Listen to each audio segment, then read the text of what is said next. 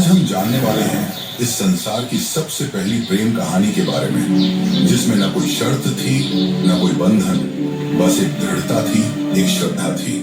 इस कहानी में रंग भी है और दुख का संग भी। ये है शिव और सती की अमर प्रेम कहानी, जिसमें प्रेम है, त्याग है और अंत में एक नई शुरुआत है। तो आइए जानते हैं इस महान प्रेम कथा को, सती कथा को।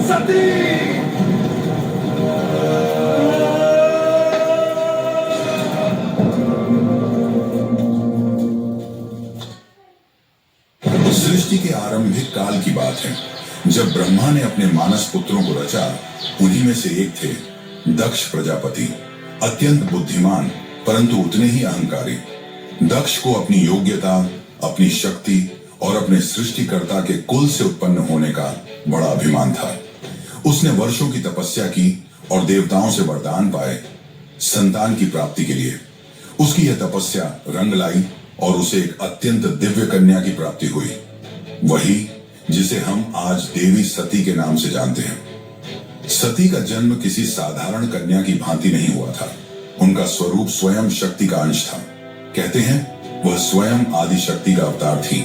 दक्ष को अपनी पुत्री पर गर्व था, लेकिन साथ ही उसके मन में एक अभिलाषा थी कि वह अपनी इस कन्या का विवाह किसी महान देवता, किसी वैभवशाली राजकुमार या किसी प्रतिष्ठित गृहस्थ से करेगा।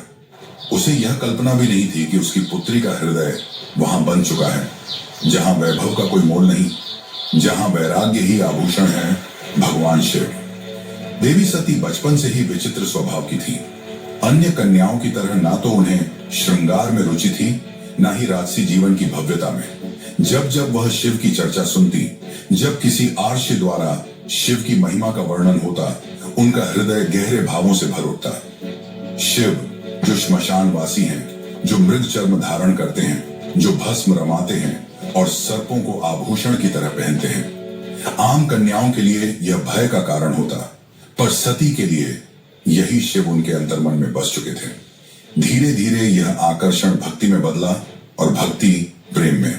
अब सती का एक ही लक्ष्य था, शिव को पति रूप में प्राप्त करना। पर यह मार्ग आसान नहीं था।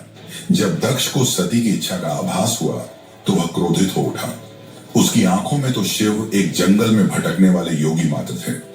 उसने सती को समझाने का प्रयास किया कि वह किसी योग्य, राजसी और सम्माननीय वर को चुने, पर सती अब निर्णय कर चुकी थी। उन्हें किसी धन, वैभव या पद की आवश्यकता नहीं थी।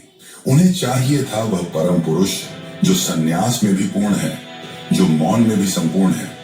और इसी लक्ष्य के लिए सती ने आरंभ की कठोर तपस्या। पर्वतों की गुफाओं में प्रचंड वायु और वर्षा के बीच सती ने भोजन तक त्याग दिया। उन्होंने पृथ्वी पर बैठकर खुले आकाश में बिना निद्रा के केवल शिव के ध्यान में लीन रहकर दिन, सप्ताह और महीनों का तप किया। देवताओं तक को आश्चर्य हुआ कि एक कन्या इतनी कठोर तपस्या कैसे कर सकती है। और जब उनकी तपस्या की अग्नि ने त्रिलोक को प्रभावित करना शुरू किया, तब अंततः भगवान शिव ने उनकी भक्ति को स्वीकार करने का निर्णय लिया। पर यह तो आगे की कथा है। अभी तो एक पिता के अहंकार और एक पुत्री के समर्पण की टकराहट शुरू हुई है। जहां एक ओर दक्ष चाहता है कि सती उसके राजनैतिक सपनों की सीढ़ी बने, वहीं दूसरी ओर सती हर सांस के साथ शिव का नाम जपती है। यही संघर्ष इस प्रेम कथा की पहली चिंगारी है, एक ऐसी चिंगारी जो आगे चलकर एक भीषण अग्निकांड बन जाएगी। सती अपनी तपस्या में लीन थी। उनका एकमात्र उद्देश्य था शिव की प्राप्ति। अनंतः उनकी भक्ति से प्रसन्न होकर शिव प्रकट हुए। शिव मुस्कुराए और एक क्षण में वह उस तपस्विनी के समक्ष प्रकट हो गए। जैसे ही सती ने अपनी आंखें खोली, उनके सम्मुख खड़े थे वही जिनके लिए उन्होंने सब कुछ त्याग दिया था। शिव ने उनके तप, प्रेम और अटल श्रद्धा को देखा और कहा, हे देवी, तुम्हारा प्रेम मुझे बाध्य करता है। आज मैं तुम्हें अर्धांगिनी के रूप में स्वीकार करता हूँ। इस वचन के साथ पूरे ब्रह्मांड में आनंद की लहर दौड़ गई। देवताओं ने पुष्प वर्षा की और फिर आया वह शुभ दिन जिसका साक्षी स्वयं ब्रह्मा, विष्णु और सारे लोग हुए। शिव और सती का दिव्य विवाह। शिव बारात लेकर स्वयं कैलाश से निकले, पर यह कोई साधारण बारात नहीं थी। इसमें भूत, प्रेत, पिशाच, नाग, सिद्ध, योगी, अर्षि, देवता सब सम्मिलित थे। शिव की सवारी नंदी थी, शरीर पर भस्म, जटा से गंगा, गले में नाग। ये स्वरूप देख सभी स्त्रियां भयभीत हो उठी, पर सती के चेहरे पर गर्व था। उन्हें अपने शिव पर गर्व था। वैभव नहीं, सत्य का स्वरूप थे वह। विवाह का आयोजन राजसी नहीं था, पर दिव्यता से भरा हुआ था। स्वयं ब्रह्मा ने मंत्रोच्चारण किया, विष्णु ने कन्यादान किया और समस्त लोगों ने इस मिलन का स्वागत किया। यह केवल दो आत्माओं का नहीं, सृष्टि के दो मूल तत्वों शिव और शक्ति का मिलन था। लेकिन इस भव्य विवाह में एक स्थान रिक्त रहा। सती के पिता दक्ष प्रजापति, वह नहीं आए, ना ही कोई संदेश भेजा, ना ही कोई आशीर्वाद, क्योंकि उनके लिए यह विवाह एक अपमान था, एक चुनौती उनके अभिमान को। उनके अनुसार यह मिलन योग्य नहीं था। और यहीं से प्रारंभ हुआ उस अग्निकथा का बीज, जो आगे चलकर पूरे यज्ञ को जला देगा। समय धीरे धीरे बीतता है। कैलाश पर्वत पर प्रकृति की गोद में शिव और सती अपना वैवाहिक जीवन शांतिपूर्वक और आनंद से व्यतीत कर रहे हैं। कैलाश की गुफाएं, मंदाकिनी की कलकल धारा और बर्फीली हवाएं सब साक्षी थीं उस दिव्य प्रेम की, जो समय और शब्दों से परे था। लेकिन इसी बीच एक और स्थान पर कुछ और ही चल रहा था। राजा दक्ष के मन में सती के शिव से विवाह को वह अभी तक स्वीकार नहीं कर पाया था। हर बार जब कोई शिव की महिमा का गुणगान करता, दक्ष की भौहें तन जाती। उसे लगता कि शिव ने उसकी पुत्री को अपनी योग्यता से नहीं, किसी छल से प्राप्त किया है। वह अपनी सत्ता, अपना रुतबा, अपनी श्रेष्ठता सिद्ध करना चाहता था, और उसी घमंड ने उसे एक विशाल यज्ञ के आयोजन की प्रेरणा दी। दक्ष ने यज्ञ का आयोजन बड़ी धूमधाम से किया। ऐसा यज्ञ जिसमें समस्त देवताओं, ऋषियों, सिद्धों और लोकपालों को निमंत्रण भेजा गया। ब्रह्मा से लेकर इंद्र तक हर कोई आमंत्रित था, परंतु एक नाम उसमें अनुपस्थित था, महादेव शिव का। यह कोई भूल नहीं थी, यह था दक्ष का जानबूझकर किया गया निर्णय। उसने शिव को निमंत्रण नहीं भेजा क्योंकि उसका अहंकार उसे यह स्वीकार नहीं करने देता था कि उसकी पुत्री ने उस योगी से विवाह कर लिया, जो ना कोई राज्य रखता है, ना कोई वस्त्र, और जो श्मशान का वासी है। दक्ष को लगता था कि शिव को यज्ञ में आमंत्रित करना उसके सम्मान के विरुद्ध होगा। जब यज्ञ की तैयारियां चल रही थीं, उसी समय सती ने इस आयोजन की बात सुनी। किसी ने उनसे कहा, माता, आपके पिता दक्ष ने एक महान यज्ञ का आयोजन किया है, जिसमें सारे देव, ऋषि और ज्ञानी आमंत्रित हैं। वह तो आज पूरे ब्रह्मांड का ध्यान खींच रहा है। यह सुनकर सती का हृदय कांप उठा। उन्हें विश्वास नहीं हुआ कि उनके पिता इतना बड़ा आयोजन कर रहे हैं और उन्हें कोई सूचना नहीं मिली। कुछ समय तक वे चुप रहीं, शायद आशा में कि कोई दूत आएगा, कोई संदेश मिलेगा।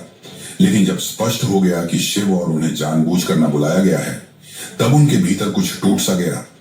एक ओर पुत्री का धर्म उन्हें पिता के यज्ञ में खींच रहा था, तो दूसरी ओर पत्नी का धर्म उन्हें शिव की मर्यादा का ध्यान रखने को कह रहा था। अंततः सती ने शिव से निवेदन किया, स्वामी, मैं उस यज्ञ में जाना चाहती हूं। शायद यह कोई भूल हो और मेरा जाना उस विघटन को रोक सके। शिव ने सती की ओर गहरी दृष्टि से देखा। वह जानते थे कि यह आमंत्रण विहीन आयोजन एक साधारण यज्ञ नहीं है। उन्होंने शांत स्वर में सती से कहा, हे प्रिय, जहां सम्मान न हो वहां स्वाभिमान को ले जाना व्यर्थ है, और मैं नहीं चाहता कि तुम उस यज्ञ में जाओ जो केवल क्रोध और घमंड से चल रही है। परंतु सती व्याकुल थी। उनके भीतर एक द्वंद्व चल रहा था, पिता और पति के बीच। उन्होंने पुनः प्रार्थना की, प्रभु, मैं केवल एक पुत्री के रूप में वहां जाना चाहती हूं। मैं पिता से बात करूंगी, शायद वह बदल जाए, शायद उनके मन का विष उतर जाए। शिव ने इस बार उन्होंने अनुमति दे दी। सती ने कैलाश से विदा ली, अकेले, बिना किसी दूत या सम्मान के। वह एक बेटी थी जो अपने पिता से स्नेह की अपेक्षा लेकर जा रही थी, लेकिन उन्हें झांक नहीं था कि उस यज्ञ में उनका स्वागत नहीं, अपमान प्रतीक्षा कर रहा है। सती जब यज्ञ स्थल पर पहुंची तो उनके मन में उम्मीद थी कि पिता के नेत्रों में बेटी को देखकर कोमलता जगेगी, उनके मुख से स्वागत के शब्द निकलेंगे। लेकिन जब उन्होंने यज्ञ स्थल में प्रवेश किया तो सन्नाटा पसर गया। कोई स्वागत नहीं हुआ, कोई आसन नहीं दिया गया, जैसे वो वहां उपस्थित ही ना हो। वहां बैठे देवताओं की आंखों में असहायता थी। सती ने पिता की ओर देखा, धीमे स्वर में कहा, पिताश्री, क्या आप नहीं चाहेंगे कि आपकी पुत्री भी इस पावन यज्ञ में सम्मिलित हो? दक्ष ने ठंडी हंसी के साथ उत्तर दिया, पुत्री, जिस दिन तूने उस नग्न भस्म रमाए श्मशान में विचरने वाले औघड़ को अपना पति चुना, उसी दिन तू मेरी पुत्री नहीं रही। दक्ष का स्वर ऊंचा हो रहा था और उसके शब्द जैसे शिव के लिए विष से भरे बाण हो। यह सुनकर सती की आत्मा कांप उठी थी। यह केवल अपमान नहीं था, यह शिव के उस स्वरूप का तिरस्कार था जो समस्त सृष्टि का आधार है।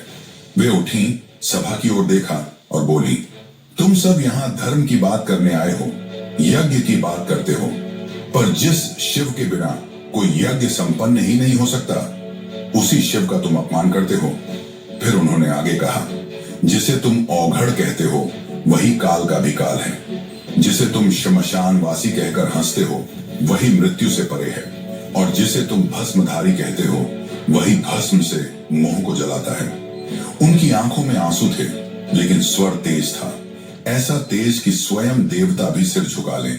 सभा स्तब्ध थी, कोई उत्तर नहीं दे सका, लेकिन सती का हृदय अब टूट चुका था। उन्होंने कहा, जिस शरीर ने आज मेरे प्रभु का अपमान सुना है, वह शरीर अब इस संसार के योग्य नहीं। और वे सीधे यज्ञ कुंड की ओर बढ़ी। वहां उपस्थित देवता उन्हें रोकना चाहते थे, पर सती अब कोई नारी नहीं थी, वह साक्षात अग्नि बन चुकी थी। उन्होंने अपने नेत्र बंद किए, शिव का स्मरण किया और अग्नि में कूद गई। उनके चेहरे पर भय नहीं था, बल्कि एक शांति थी, एक समर्पण था जो पूरे यज्ञ मंडप को झकझोर गई। अब इस यज्ञ की अग्नि से वो तूफान उठने वाला था जो पूरे को तबाह कर सकता था। तो चलिए अब जानते हैं आगे की कथा। लेकिन उससे पहले अगर आपको वीडियो अच्छी लग रही है तो वीडियो को लाइक जरूर करें और कमेंट में लिखें, हर हर महादेव। कैलाश पर शांति थी, पर वह शांति तूफान से पहले की थी। जब भगवान शिव को यह झांक हुआ कि उनकी अर्धांगिनी अग्नि में समर्पित हो गई, तो उनके हृदय में तूफान उमड़ पड़ा। आंखों में वेदना, मन में शून्यता और आत्मा में आग। ये वो शिव थे जिनका क्रोध ही प्रलय कहलाता है। शिव अपनी समाधि से उठे, उनकी जटाएं लहराई, नेत्र रक्तिम हो उठे और सारा ब्रह्मांड कांप उठा। फिर अपने दोनों हाथों से अपनी जटाएं पकड़ी और उन्हें पृथ्वी पर पटक दिया। उसी क्षण पृथ्वी फटी और उस क्रोध की ज्वाला से प्रकट हुआ एक रूप, भयंकर, तेजस्वी और अजेय, वीरभद्र। वीरभद्र कोई सामान्य योद्धा नहीं था, वह शिव के विकराल रूप का अंश था। उसका शरीर अग्नि सा दीप्यमान था, आंखों में प्रतिशोध की ज्वाला, हाथ में तलवार। उसका प्रकट होना सृष्टि के संतुलन को डगमगाने लगा था। वीरभद्र प्रचंड गति से दक्ष के यज्ञ की ओर बढ़ चला। जिस दिशा में वह चलता, धरती कांपती, आकाश बदलता और देवताओं के हृदय कांप उठते। जैसे ही वीरभद्र यज्ञ स्थल पर पहुंचा, आकाश में अंधकार छा गया और वीरभद्र प्रकट हो चुका था। उसकी उपस्थिति मात्र से यज्ञ की अग्नि थर्रा उठी। वह बिना रुके आगे बढ़ा। पहले यज्ञ वेदी को तोड़ा, फिर वेद पाठ करने वाले ब्राह्मणों को हटाया। उसकी आंखों में एक ही लक्ष्य था, दक्ष। वीरभद्र के सामने कोई नहीं टिक सका। वह अकेला था, परंतु अजेय।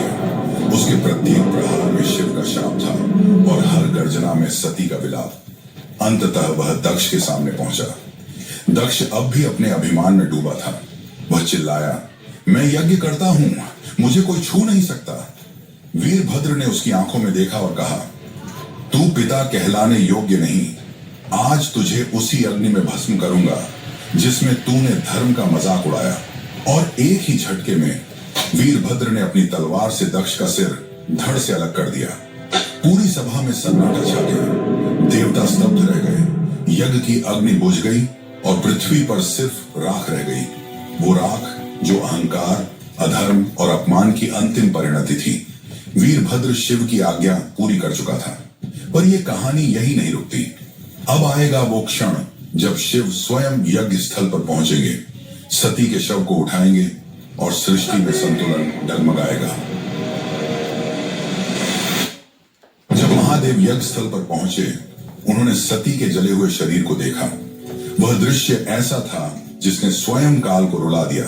शिव ने धीरे से कंपाते हाथों से अपनी सती को बाहों में उठा लिया। उनकी आंखों से आंसू थे और फिर वह चल पड़े। शिव सती के शव को अपनी गोद में लिए पूरे ब्रह्मांड में भटकने लगे। उस विरह में जो पूरे ब्रह्मांड को भयभीत कर रहा था, ब्रह्मांड असंतुलित होने लगा। देवता भयभीत हो उठे। यदि शिव यूं ही विलाप करते रहे तो सृष्टि का संतुलन टूट जाएगा, प्रलय आ जाएगा। तब सभी देवता भगवान विष्णु के पास पहुंचे और उनसे सृष्टि को बचाने की प्रार्थना की। तब विष्णु ने अपना सुदर्शन चक्र चलाया। जैसे ही सुदर्शन चक्र चला, उसने सती के शरीर को टुकड़ों में विभाजित कर दिया। शिव कुछ क्षणों के लिए रुके पर प्रतिरोध नहीं किया। यह सृष्टि के लिए आवश्यक था। जहां जहां सती के अंग गिरे वहां दिव्य ऊर्जा फैल गई। पृथ्वी के वे स्थान शक्ति से भर उठे और वहीं बने शक्तिपीठ। ये कोई सामान्य स्थल नहीं थे।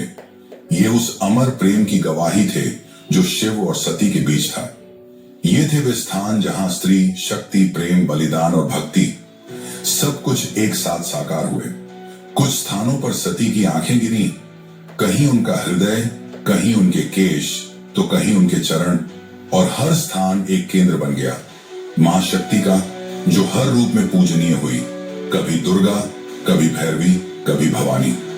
यही वे स्थान हैं जिन्हें आज हम कामाख्या, वैष्णो, ज्वाला, हिंगलाज और तारापीठ जैसे नामों से जानते हैं। इस प्रकार सती के वियोग से जन्मे ये शक्तिपीठ न केवल देवी के अंग हैं, ये उस प्रेम की शाश्वत उपस्थिति है जो आत्मा से आत्मा तक जुड़ता है।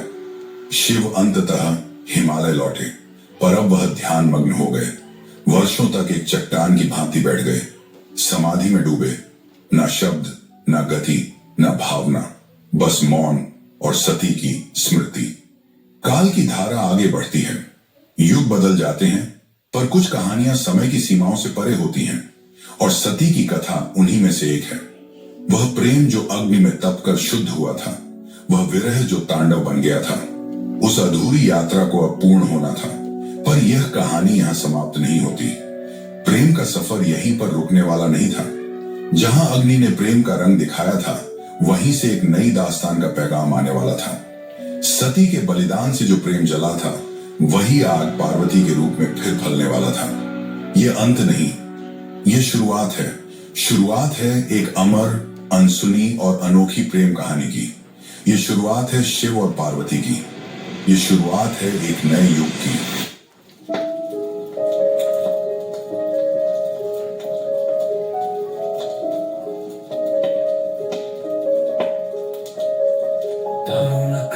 सत्सरिका अपरिजय शिवरायिका अबला जडपथिर पालिका हरदासिका सदारिका बलनि पुषैकराका नति